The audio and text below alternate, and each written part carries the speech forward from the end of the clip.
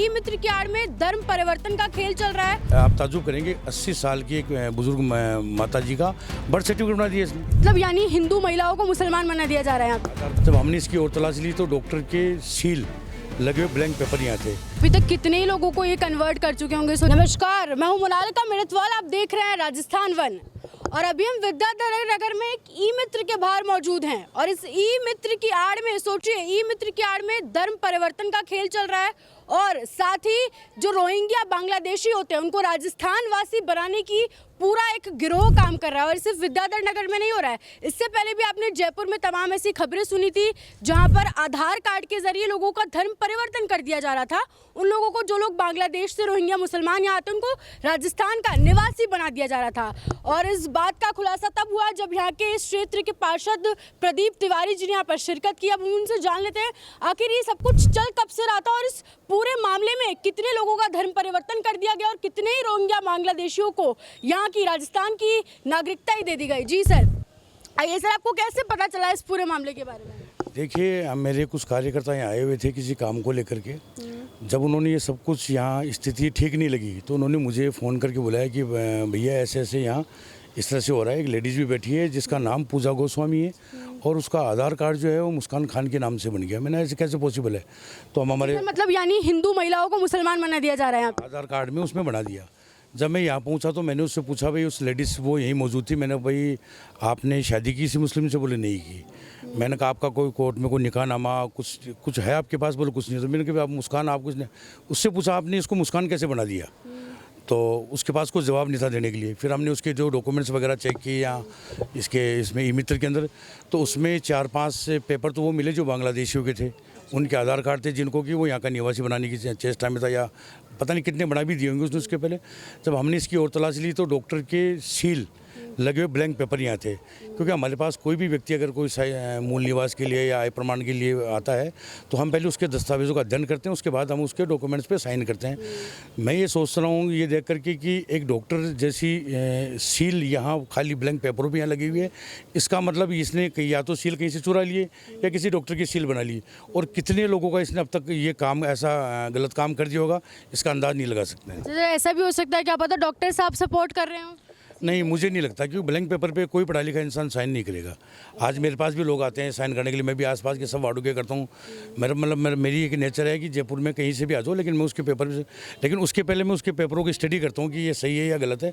उसके बाद हम उसको वेरीफाई करके सिग्नेचर करते हैं। ब्लैंक पे हम कभी साइन नहीं करते हैं। और एक डॉक्टर जैसी पोस्ट पर बैठा हुआ व्यक्ति तो मतलब ही नहीं है सवाल नहीं करने का। अच्छा सर, कब से चल रहा है आपने मामले की जाँच की, कब से चल रहा है? ये जो ई मित्र है ये पहले ऑथराइज ई मित्र था और सेक्टर 10 में ये ई मित्र था। इन्हीं शिकायतों की वजह से इसको वहाँ से बंद कर दिया और इसको वहाँ से हटा दिया गया। बावजूद उसने ये दुकान किसी की किराए पर लेकर के ये गोरखधंधा इसने यहाँ चालू कर दिया। आज यदि हमारे कार्यकर्ता यहाँ नहीं आते और इनको नहीं पकड़ते तो पता नहीं ये गोरखधंधा और कब तक चलता। अच्छा सर, आपने जानने की कोशिश की अभी इस क्षेत्र में ऐसे और भी तो ई मित्र हो सकता है? बिल्कुल, जैसे हम यहाँ आए तो आसपास के सारे मित्र के लोग मेरे पास आ गए थे, कईयों के मेरे पास फ़ोन भी आ गए। मैंने कहा भैया इस तरह का काम हो रहा है कि हम भी हमारे चेक कर लो, क्योंकि लगभग लोगों को मैं जानता हूँ, क्योंकि सिग्नेचर करने के लिए मेरे पास लोगों को भेजते हैं। तो यहाँ अभी तक तो ये पहला एक मामला नज़र में है, ऐसा तो अभी हुआ नहीं है, ये पहला आदमी है जो हमारी नज़र में है। अच्छा सर, अभी तक कितने ही लोगों को ये कन्वर्ट कर चुके होंगे? सोचिए, कई लोगों को तो हिंदू से मुसलमान बना दिया, महिलाओं को, और कई बांग्लादेशियों को ये राजस्थान की।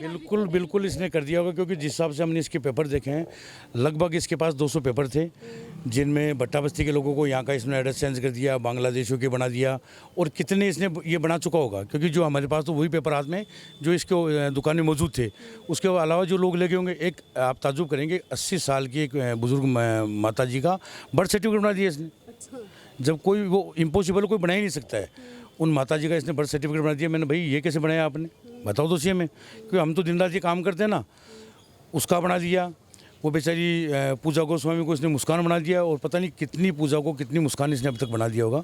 ये बहुत चिंता का विषय है। और आपके माध्यम से मैं कहना चाहता हूँ सभी नागरिकों को, अगर आपके आसपास भी अगर इस प्रकार के मित्र चल रहे हैं तो एक जागरूक नागरिक होने के नाते आप उनको चेक कीजिए, उनकी तहकीकात कीजिए और संबंधित थाने में उनकी सूचना दीजिए। सर, अब आगे क्या कुछ जांच जारी की जाएगी, मित्र वापस खुल जाएगा? नहीं, ये नहीं खुल पाएगा, क्योंकि हमने जैसे हम ये लोग आए, हमने थाने में फ़ोन किया SHO साहब को, पुलिस आ गई, पुलिस ने उसका पूरा रिकॉर्ड जब्त कर लिया और उसको थाने में अरेस्ट कर लिया है। इसका जो ओनर है जिसका नंबर लिखा हुआ है दीपक शर्मा, ये अब तक नहीं आया था, तो इंचार्ज साहब कह रहे हैं कि मैं उसको बुला लूँगा और हमारी तरफ से इसकी वो करेंगे, पूछताछ करके बढ़िया इसका करेंगे।